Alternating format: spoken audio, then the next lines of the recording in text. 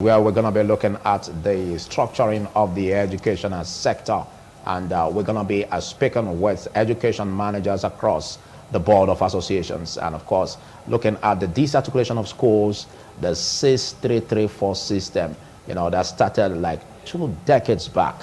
It will surprise you that some states are yet to unbundle the policy in order to reposition the educational system in that direction, as kick-started by the federal government. And discussing this with me, I have education managers, starting from my immediate left, where I have the state chairman of the Association of Private Schools of Nigeria, Dr. Mrs. Christy Egbune. Thanks for coming. Thank you very much. Good morning. And next to her is the state secretary of the Association for Formidable Education and Development, and is Oladele Ogundele. Thanks for coming. Thank you for having me. And next to him is the Oedo chapter chairman of the National Association of Proprietors of Private Schools, and is Calvin Eboigbe. Thanks for coming. Thank you. Good morning. All right, I choose to start with you, Oladele Ogundele. Let's look at the aspect of the 6334 system. The viewers understand it this way. Because if you talk about the disarticulation of schools, it seems too much of grammar into that concept. But let's look at the unbundling of this policy by the federal government, the 6334 system that started 2 decades back. How do you embrace this policy as an education manager? Okay, thank you very much. Disarticulation of schools or disarticulation policy, like what you said, is in line with the 6334 educational policy made by the National Council of Education. It's all about separating junior secondary school from the senior secondary school. Now, having this, by that policy, the exit class for a basic school will no longer be primary 6, to now be J3. That is to say, a child run from nursery to J3 and exit. Now, at that level... That's one school? Yes, for a school. Okay. Now, coming to the implementation, like what you said, this thing happened, or this policy was made about 2 decades ago, and, government have been finding it difficult to implement this policy, even in government schools. Now, in our dear state here, sincerely speaking, like I said, or in my position and the position of reasonable educationist, is a good system, is welcome.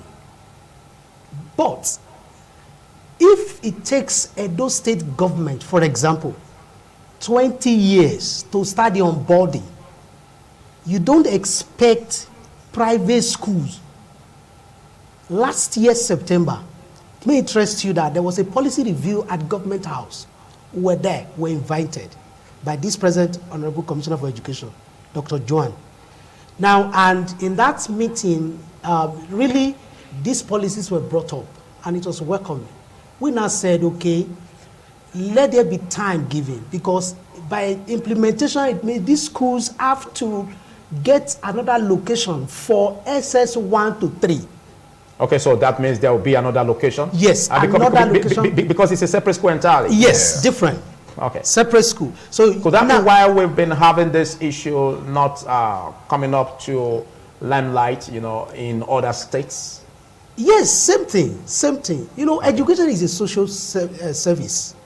And at that, it needs a lot of engagement with these private school runners. And but it also applies to the public schools. Yes, it does. Like I told you, in Edo State today, I don't know whether there is any school that have implemented that policy, but they said they are onboarding it, they are forming it. Okay, let's take a better look at it, Dr. Christie. Let's see how this policy, will benefit at the end, those who seek for education, even from the KG, primary to the secondary. How do you see this policy as benefiting the populace? Thank you very much. The policy would have been benefiting to... Would have been? Would have been. You mean the 6334 system? The 6334 system would have been a better way out. But what we are saying now is the unbonding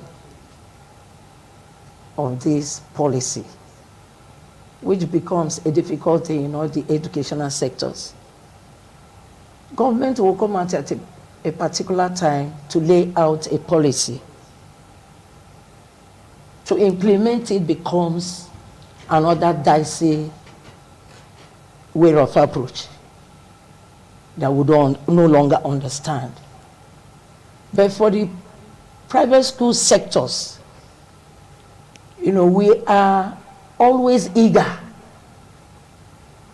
to dance to the tone of what the government lays out, because they are the ones that carries us along with the policies. And they see this policy as doable, because at the end of the day, we look at the brighter side of this policy, that will bring about a respite in the educational sector. Yes, it's doable. But what we're saying now, what has been preventing it is what we cannot decode here.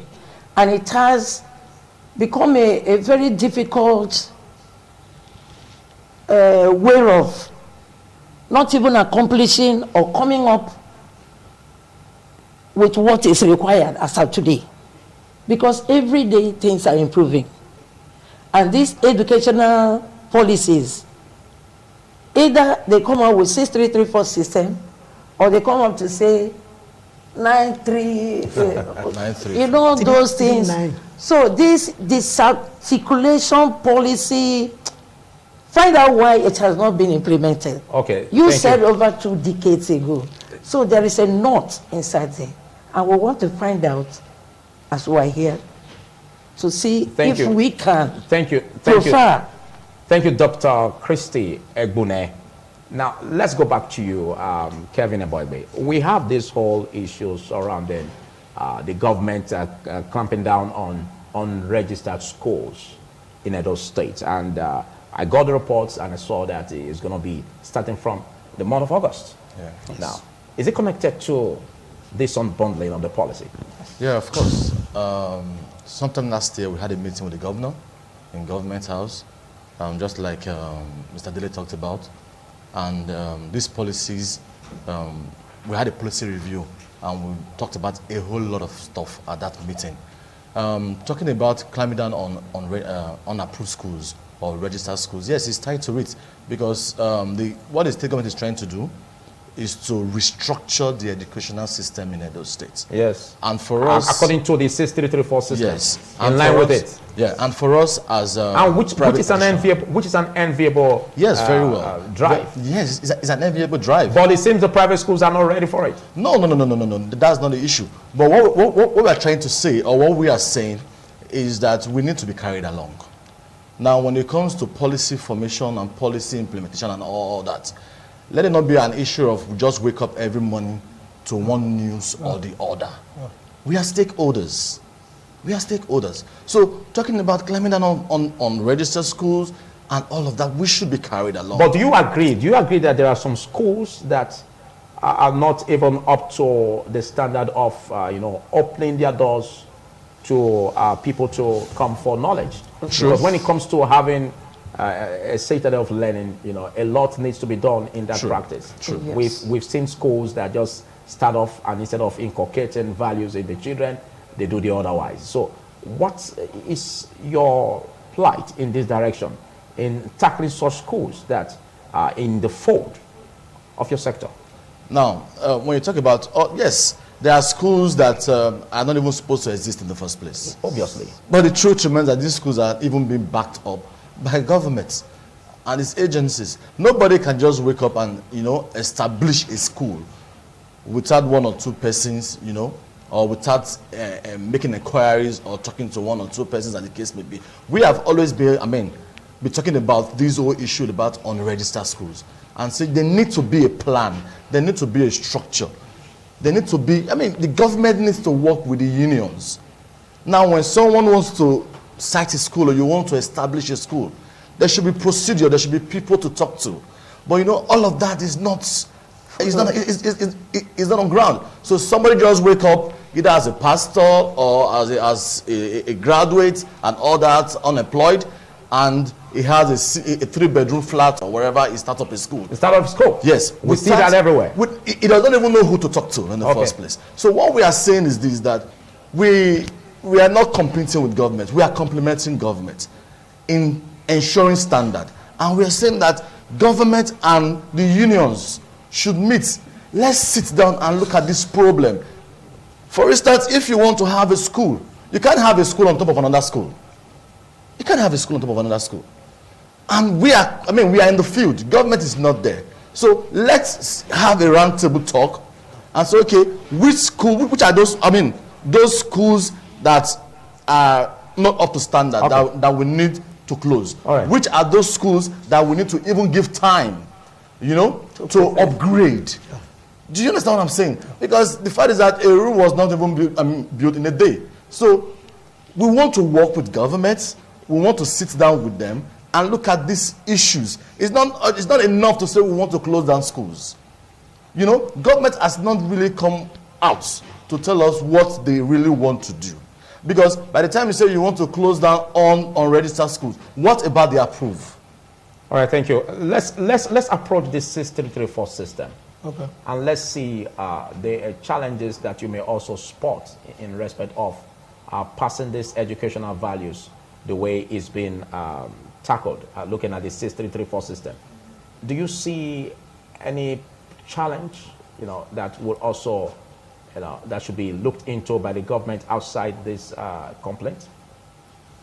First, at the federal level? At the federal level. Thank you. You see, before I respond to your question, first, the issue about closing down of schools. Closing down of schools, to me, should not even come up. Instead, there should be regulations. But you agree that there are some schools that are not even meeting up to the standard. You also agree that the government of the day is responsible for making sure that education, is deepened in terms of restructuring. And so, I want you to know that also agree that policies in that direction should be embraced by all and sundry. Yes, I want you to know that there are no jobs in Nigeria. The present conditions, the economic state of Nigeria now, closing down of schools, let's say regulations.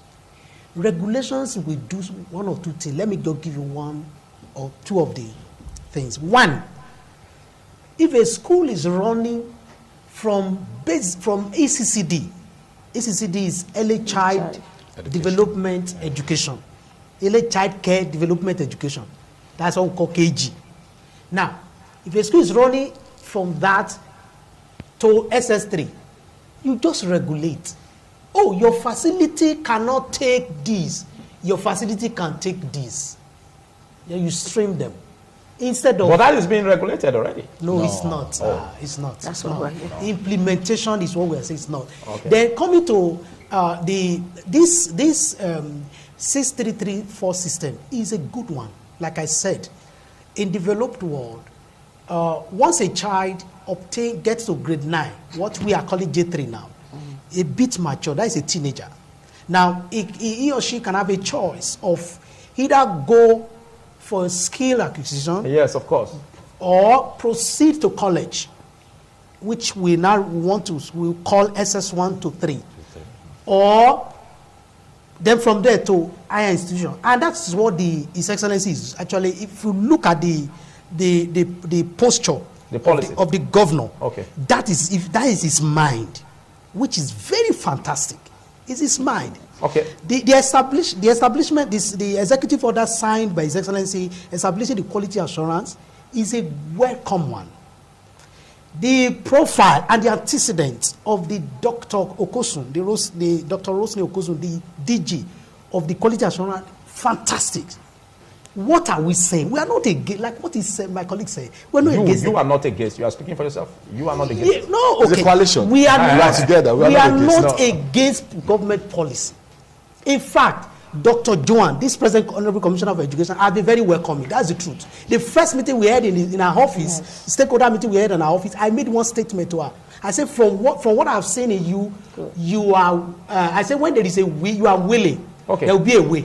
But now, ways, we are not implementing ways. Let's understand the subject properly. When we talk about system 3-4 system, now you made mention of the fact that it runs from the school 1, runs from the KG, Yes. and ends at J3. Yes. That's 9 years. That's basic school. How is that 6? That's not to be 6. Can you explain, Dr. Christie? Because we expect that viewers will be thinking maybe this aspect where you have the primary C certificate that will be given to those who have gone through primary education may now be suspended until they go through to J3. Is that what it is? You know, formally, this 6334 system has been in existence. But if you can recall, there was a time, from what you just said, from pre-KG to JS3, and a child is living at that time, they now said it is 9 years. Compulsory education. 9-3. Okay, 9. 9-3-4. 9-3-4. 9-3-4. 9 takes over the primary and the junior secondary. That 9-3 is the basic, the ninth end of it. That is from CCDS to the 90 year. Oh, It's the basic requirement of what a child needs. In case such a child is not opportune to further. Okay, do you mean that certification will no longer be given at the primary? That's where you give the certificate. You will give the certificate. At the primary 6 level? No, you no longer give certificate. You no longer give it. No, you now give it at the end of the J3. J3. Yes, Okay. That becomes J3. the exit Okay. class. And that was what That's we the were, exit class. Yes, that's the exit class. And that was what we were pre-informed. Now listen, our main stake here is that policies are formed, but not properly implemented. And because it's not properly implemented, all these policies, the 6334, the 934, and whatever, has that distortion that you don't even know where we're heading to. Your question now is that, how do we? We cannot do it because we are asking the government. Okay. There is a follow-up. Help us to investigate what the ministry, they are doing, the policies before, and combine it with the governor came out with specific plans All right. for all schools, which we embrace, like my colleague said. Okay. The first meeting we had with the commissioner, the same thing. But this thing is that all these schools that are coming out, who permits them? Who gives them a certificate of All right, thank operation? you. Thank you. We don't know where they are coming from. Thank you. And if you look at it, we have a complex issue. I said it in the last meeting. It's Okay. not even only the policy. Thank you, Dr. We Christie. have a complex issue Thank you, Dr. Christie. that is affecting we'll schools. continue to engage this interaction, looking at the ways forward and even having an opportunity to be joined by the Commissioner of Education in order to expand the frontiers of this discussion. Well, it's been on restructuring the educational system, reviewing the disarticulation policy. A lot of us never would have known that the 6334 system can also be spelled out as 934 system, upon which you get a certificate after the end of the J3 session. Well, a lot has been said, and we'll continue to engage the process. There's the much we can take, and from me and Philip Omogipo at Benin Network Center is goodbye. And also from Abuja, because we're looking at issues where we also engage the process. The disarticulation of schools is not going to be at one level. It's going to come across the states of the federation. And being that as it is quite important that the policy of government should also be all-embracing. Look at the various sectors, education managers, private schools, see the challenges they are faced with, and find a lasting solution to, wrapping heads around to make sure that we come out with one good policy, that will bring about a different practice in the educational system. A lot has been said in this direction of the educational system. We started from the basic and up, it gets through to the university level.